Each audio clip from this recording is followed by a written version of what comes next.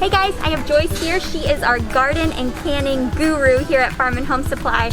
We've got a lot of first-time gardeners in the area, you know, with the pandemic and a lot of people being at home this year. So I've got some produce. I've got some cucumbers and tomatoes. So what the heck do I do with them now? Well, let's start with the tomatoes. Okay. A lot of people like to go ahead and process them now and make your pizza sauce, the ketchup. Our customers have said that if you use this ketchup, you will never ever go back and buy store-bought ketchup again. That's amazing. So this is a great product. Your pasta sauce, again, this can be froze or canned. Chili, of course, it's going to be that time of year soon enough when we're going to be getting into the fall and winter. So everybody loves a good pot of chili, and they say this makes the best chili sauces. And then we've got the salsas. So we've got everything from just a regular salsa to a mild, a medium, and a hot. So how do I prepare my tomatoes? Well, this is something great to buy.